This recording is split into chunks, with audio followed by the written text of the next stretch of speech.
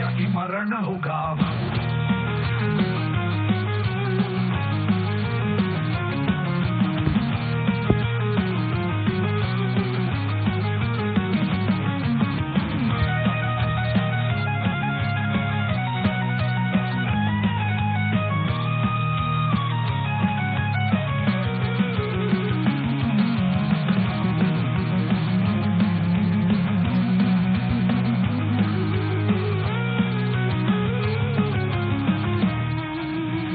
जब नाश मनुज पर छाता है,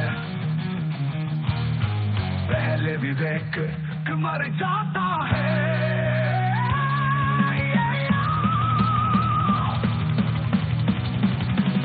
हित वचन नहीं तूने माना, मैत्री का मूल्य न पहचाना, तोले मैं भी अब जाता हूँ, अंतिम संकल्प सुनाता हूँ। दोस्तों, हमारी लड़ाई आतंकवाद और आतंकवादियों के खिलाफ थी। इसलिए 7 मई को हमने केवल आतंकवादी ठिकानों पर ही हमला किया था। पर अफसोस इस बात का है कि पाकिस्तानी सेना ने आतंकवादियों का साथ देना उचित समझा और इस लड़ाई को अपनी लड़ाई बना ली। इस परिस्थिति में हमारी जवाबी कार्यवाही अत्यंत आवश्यक थी और इसमें उनका जो भी नुकसान हुआ वे खुद इसके लिए जिम्मेदार हैं। हमारी तरफ से हमारी एयर डिफेंस सिस्टम्स देश के लिए दीवार की तरह खड़ी थी और इसको भेदना दुश्मन के लिए नामुमकिन था। आप सबके साथ भारतीय सेना के एयर डिफेंस मेजर्स जो कि हमने इंडियन एयरफोर्स के साथ मिलजुल कर तालमेल में लिए, उसके बारे में कुछ बातचीत करूंगा। इस विषय में मैंने कल भी कुछ टिप्पणी करी थी, लेकिन आज मैं इस युद्ध के अहम एस्पेक्ट के बारे में आपको थोड़ा और पर्सपेक्टिव देना चाहता हूं। हमें एयर डिफेंस ऑपरेशन सिंदूर के एयर डिफेंस की कार्रवाई को एक कॉन्टेक्स्ट में समझने की आवश्यकता है। मैंने आपको कल बताया था कि पिछले कुछ सालों में आतंक की गतिविधियों का कैरेक्टर जो है उसमें कुछ बदलाव आ रहा था। अब हमारी मिलिट्री के साथ साथ मासूम सिविलियंस जो कि अपना बचाव करने में विफल थे, उन पर भी हमले हो रहे थे। 2024 में जम्मू सेक्टर में शिवखोरी मंदिर को जाते हुए यात्री और इस साल अप्रैल में पहलगाम में मासूम पर्यटक इस खतरनाक ट्रेंड के विशेष उदाहरण हैं। पहलगाम तक पाप का ये घड़ा भर चुका था। उसके बाद जो हुआ उसके बारे में हम कल विस्तार में बातचीत कर चुके हैं। क्योंकि आतंकियों पर हमारे सटीक हमले लाइन ऑफ कंट्रोल और इंटरनेशनल बाउंड्री को पार करे बिना किए गए थे, हमें पूरा अंदेशा था कि पाकिस्तान का वार भी बॉर्डर के उस पार से ही होगा। इसलिए हमने अपनी एयर डिफेंस की पूरी तैयारी पहले से ही कर ली थी। हमारी इन्वेंट्री में शामिल काउंटर मैन्ड एरियल सिस्टम्स,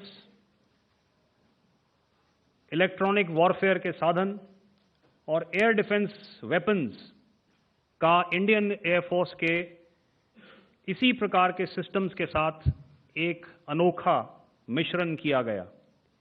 इसलिए आपने देखा कि जब जब पाकिस्तान एयरफोर्स ने हमारे एयरफील्ड्स और लॉजिस्टिक इंस्टॉलेशंस में 9 और 10 मई की रात को लगातार हमले किए, वो इस मजबूत एयर डिफेंस ग्रिड के सामने विफल हो गए। आपके सामने इस ग्रिड को एक तरीके से दर्शाया गया है। आप देख रहे हैं कि इंटरनेशनल बाउंड्री से कितनी layers, radars, counter unmanned aerial systems, उसके पीछे शोल्डर फायर्ड वेपन्स, हमारे विंटेज एयर डिफेंस वेपन्स जो कि काफ़ी सालों से हमारी सेना में हैं, एयर मार्शल भारती ने भी उसके बारे में बात करी, और लास्ट में हमारे modern air defence weapon systems.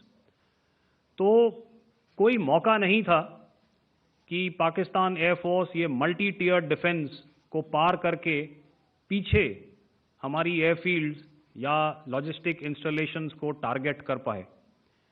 ये जो डायग्राम आप अपने सामने देख रहे हैं, ये मुझे एक इंसिडेंट की याद दिला रहा है, और मैं आपको इस उदाहरण के ज़रिए से एक ये एस्पेक्ट हाईलाइट करना चाहता हूँ। जब मैं स्कूल में था तो तकरीबन मेरे ख्याल से ये 70 का दशक था, और उस समय इंग्लैंड और ऑस्ट्रेलिया के बीच में, आज शायद क्रिकेट की बात भी करनी चाहिए क्योंकि मैं देख रहा था कि विराट कोहली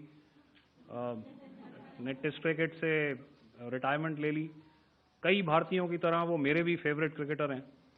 तो 70 के दशक में ऑस्ट्रेलिया और इंग्लैंड की फेमस एशेज सीरीज चल रही थी, और उस समय ऑस्ट्रेलिया के दो बहुत तेज गेंदबाज जो कि क्रिकेट हिस्ट्री में बड़ा उनका नाम है, जेफ थॉमसन और डेनिस लिली, उन्होंने अंग्रेजी बैट्समैन और उनकी बैटिंग लाइनअप को तहस नहस कर दिया था।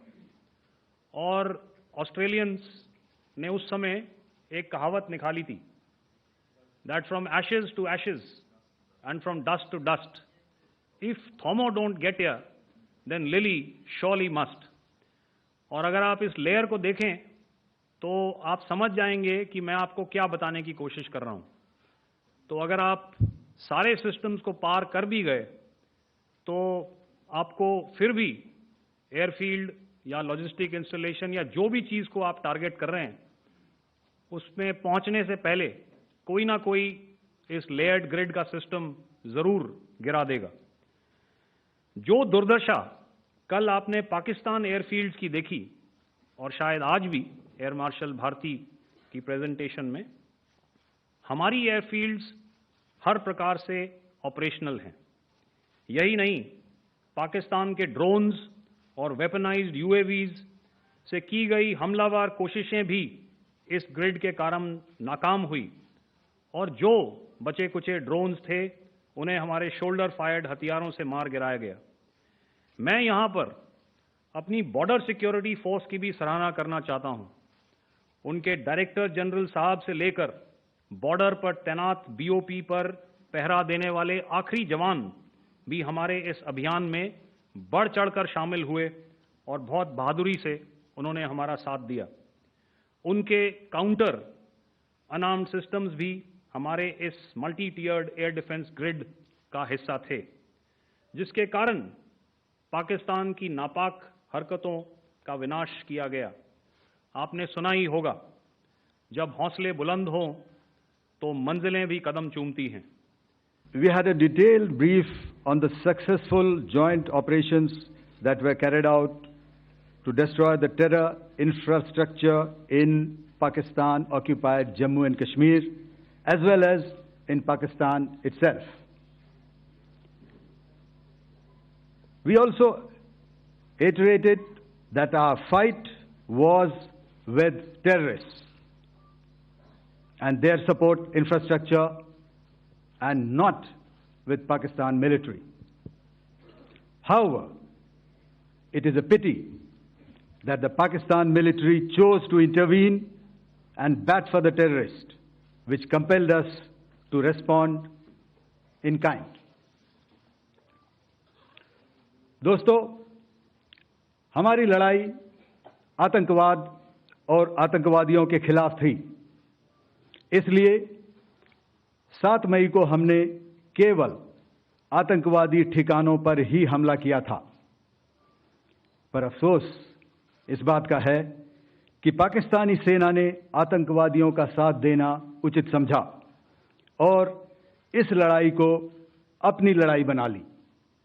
इस परिस्थिति में हमारी जवाबी कार्यवाही अत्यंत आवश्यक थी और इसमें उनका जो भी नुकसान हुआ वे खुद इसके लिए जिम्मेदार हैं।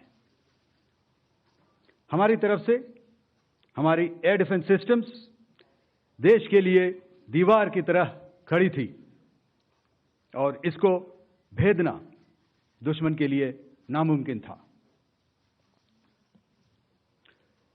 This brings me to the point, how have Indian forces managed to minimize the damage to both civilian and military infra in the country, in spite of the unrelenting efforts by the Pakistani forces? Most of you and the majority populace within the country have had a lot to say about the layered and integrated air defense systems put in place by the Indian Armed Forces, which includes the assets of the Indian Army, the Indian Navy, in addition to the primary air defense assets of the Indian Air Force.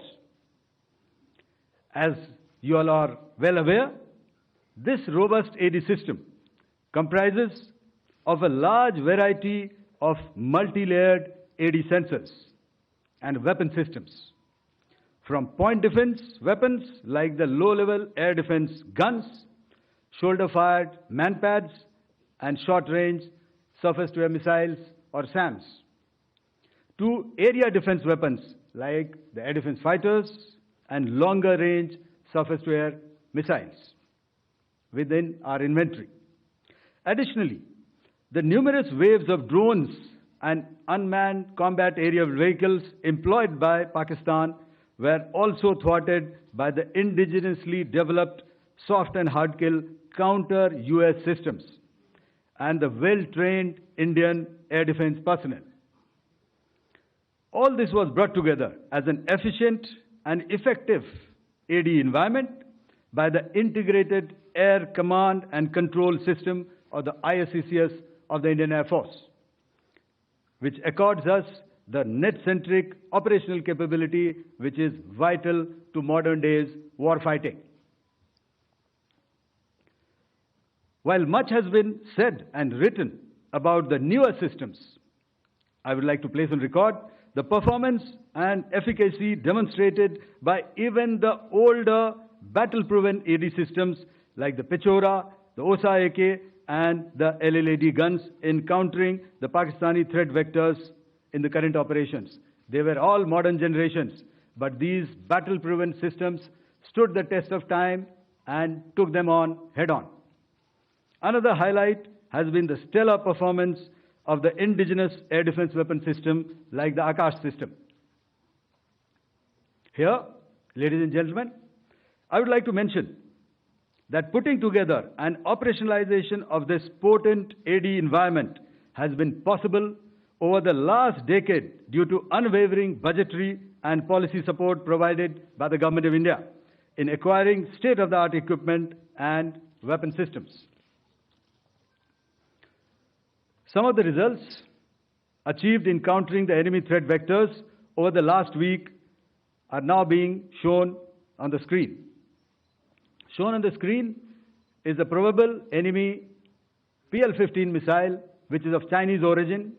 This missile has missed its target, and you can see the pieces now which are available with us.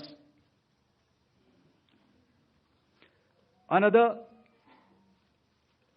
weapon system or weapon which was found was the long-range rocket, the pieces of which you can now see on the screen. We have talked about the loiter munitions and the unmanned aerial systems, and here are some of the glimpses of those systems which we have brought down.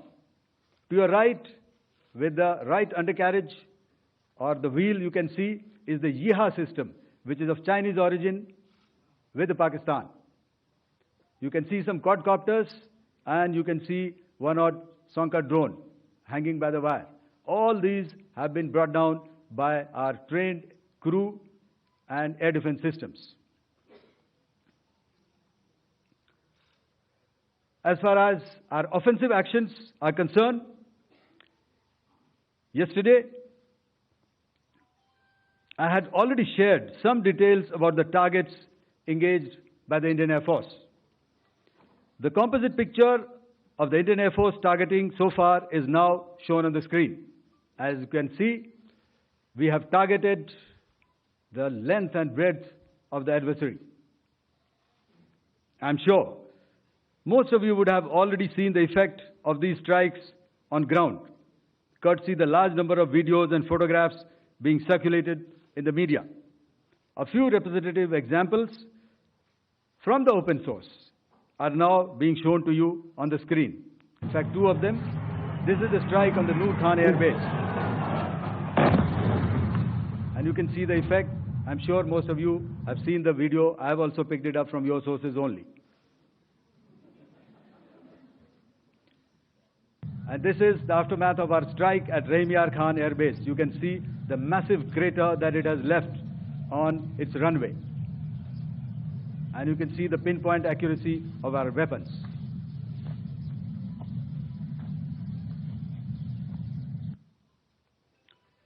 So with that, giving you an overview of how our air defense systems have thwarted the enemy drones, their fighter aircraft, their missiles, and resulted in minimal losses on our side.